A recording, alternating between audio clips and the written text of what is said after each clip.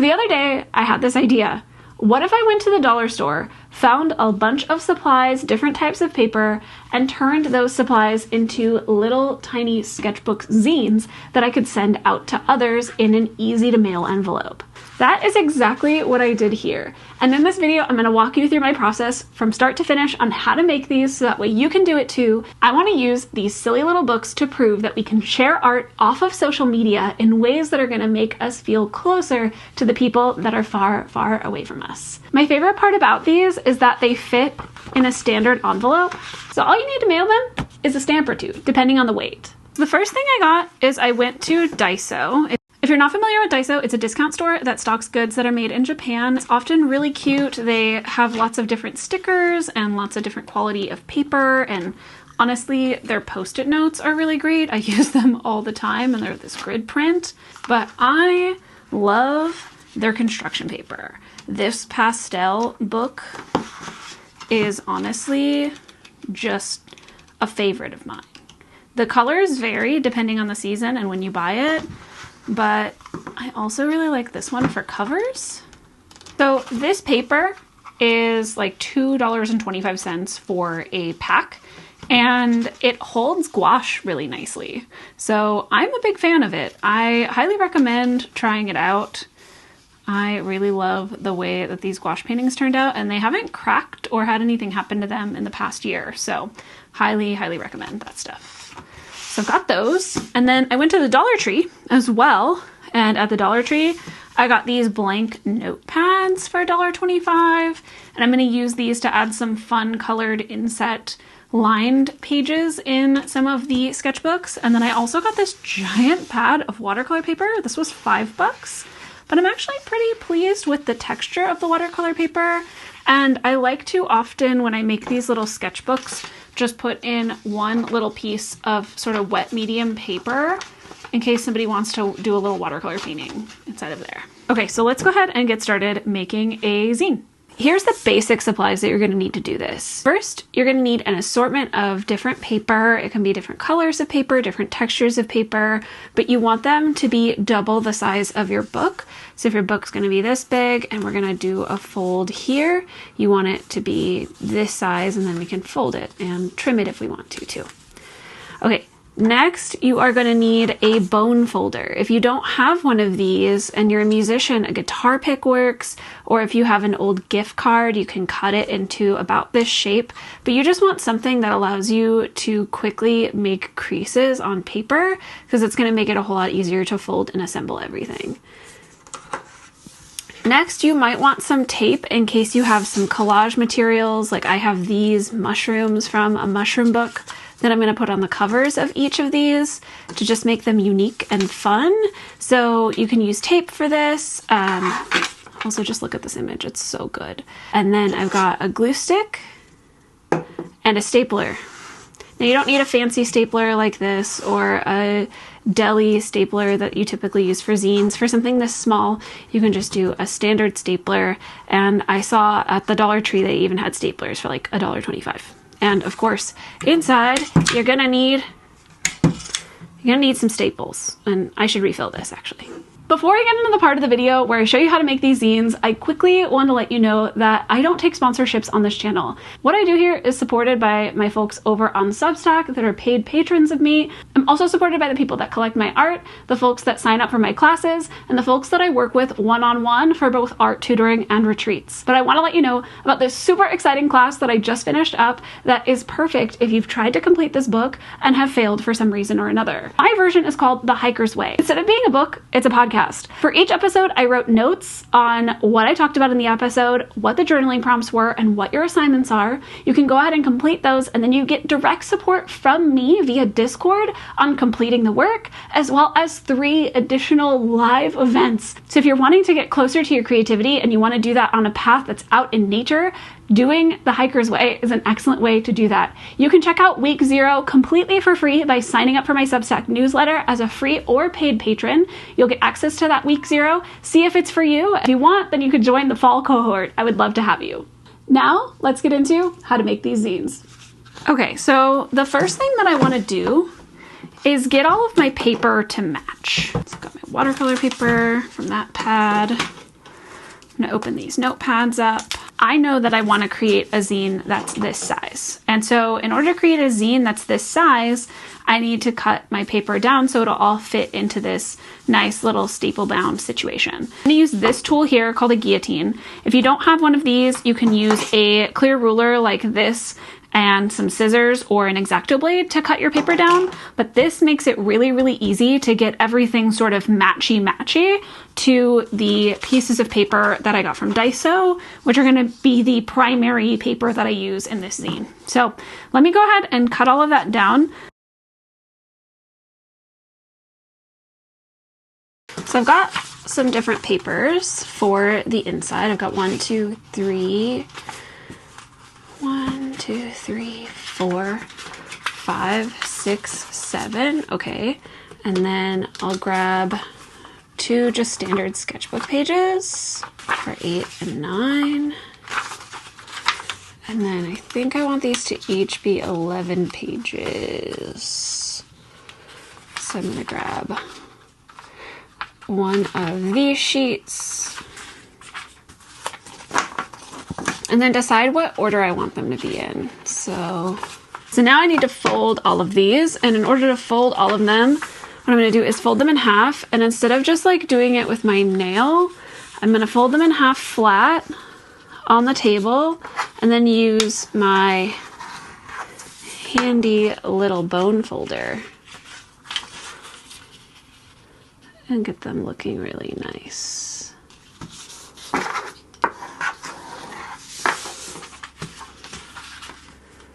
Now, oftentimes when I do this with kiddos in my classroom, they ask me, can I just fold all of the pages at once? And you technically can, but then you're gonna end up often with uneven pages. So I recommend, as tedious as it is, just folding all of these one at a time.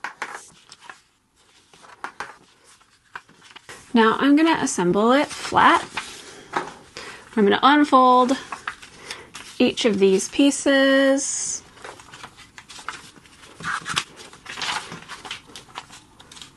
Now you can see they all line up really nicely on this seam here. Now if you don't have a stapler and you're a sewer, you could also bind this edge by poking holes here and here, or in 4 different places, and actually creating this edge we're going to make with the stapler, like you see here, this attachment. You can make that with string instead of with a staple. So lots of different ways that you can do this based on what you have on hand. Doing that is actually a great way to use waste yarn that you've cut off from projects, especially things where you're like, okay, I've woven in this end, it was way too long, so I've got all this extra string. I have lots of stuff like that. So I might be doing that for some of these. Okay, so I take my stapler, I put it in here, and then I want my staple to line up directly with that crease, and then I press. I've got one staple in, flip it over, line that up with that crease. Okay, so I've got my first little zine, and I'm actually really happy with how this looks. I think this will also photocopy really well or scan really well when I go to make an actual zine out of my favorite pages. Yeah, really, really pleased with this. Now I have to use my glue stick and put a mushroom on the front. I think this one's gonna be my yarn one. So mushroom dyed wool. So now this is basically ready for me to throw in an envelope and send to somebody who I want to make art with. So now I'm gonna make a bunch more. Let's do that in fast motion. And I'm gonna answer some of the questions that y'all have asked me over on Substack. So the first one that I wanna address is, am I making a new zine? Yes. I mentioned it earlier, but the sketchbooks that I send out to folks that sign up to get one and do a sketchbook exchange, those sketchbooks, eventually I hope to either get them back or get scans of them and then turn specific pages of them into a collaborative zine that celebrates the community and the idea of being a fungal network. So again, if you want to do that, you know where to sign up over on Discord. One of you asked if I'm going to be making prints of my Las Trampas Madrone tree, and unfortunately that was a commission, and so I am not making prints of that piece because that was in my commission contract. I did just order prints of this piece though, right behind me, of the lichen live oak, and those are available on my website, so you can go ahead and snag one of those. One of you asked a really great question: if I want to start making art in nature, what skills do I need in the studio first?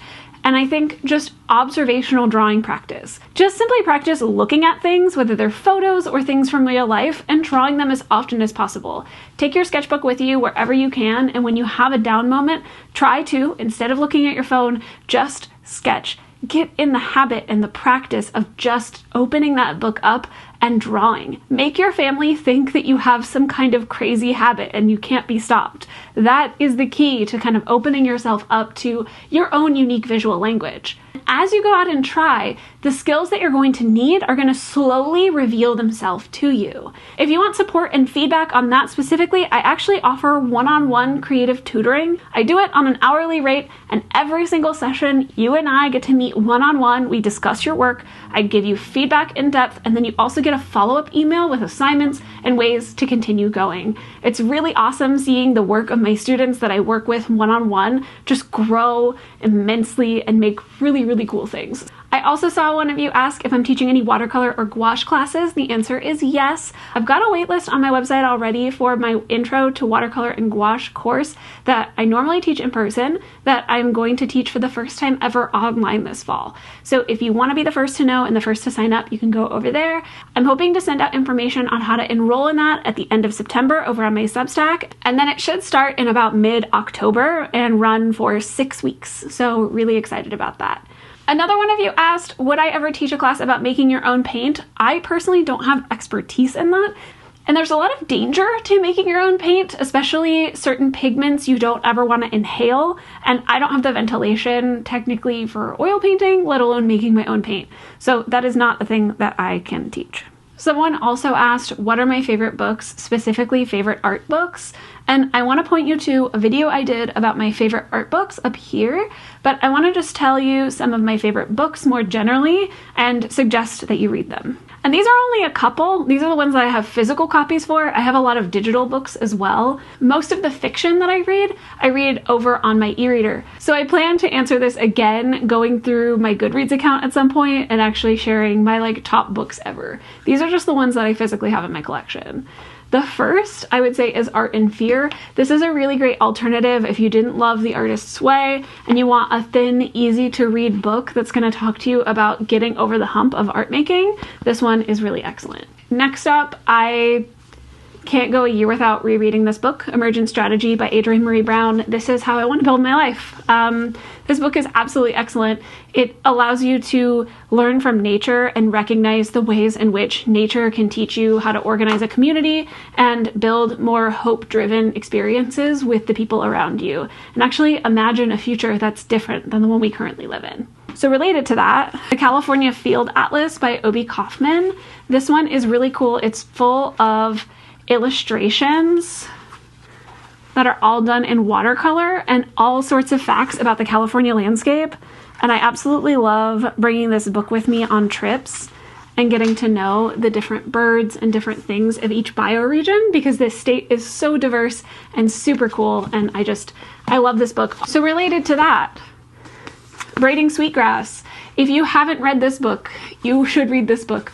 Robin Wall Kimmerer is absolutely amazing. She totally changed my life in terms of recognizing that there's a line between intuitive knowing and the idea of scientific or academic knowing, and that you gotta follow both, but also your intuition can be your real guide, and plants will show you that.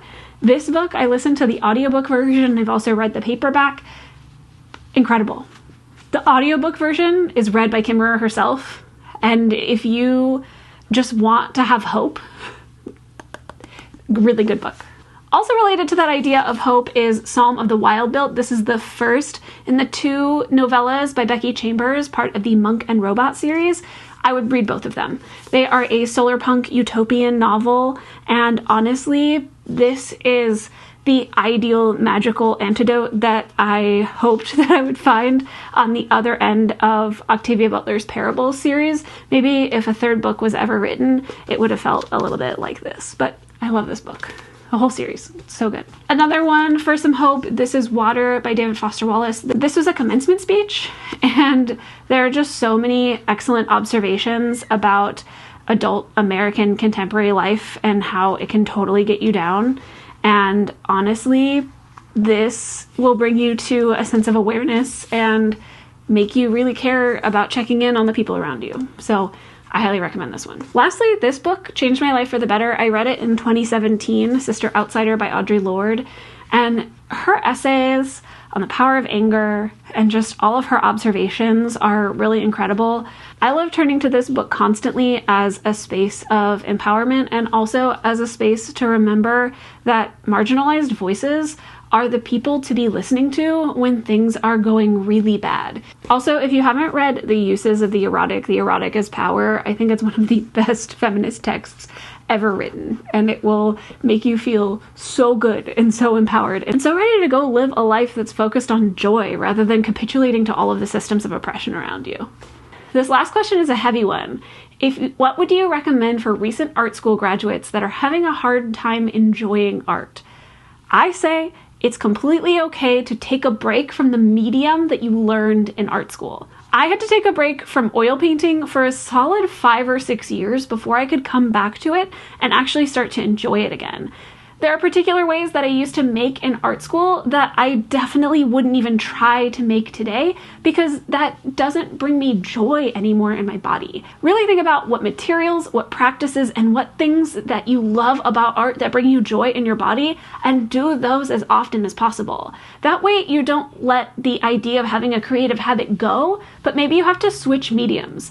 It wasn't until I started playing music again in 2019, 2020, and 2021 that I was able to release a lot of the toxic stuff I was carrying around with me from art school. And that was because I finally let myself do the medium I was told not to do by my professors. And that's pretty much it for this video, so thank you so much for watching, and until next time, stay creative and find your own ways to persistently bloom. Because you're still here, I want to let you know that there's a video over here, there's another video over here, and then you can also tap the little button right here, and then you can subscribe to my channel and know when things are coming up. Okay, bye!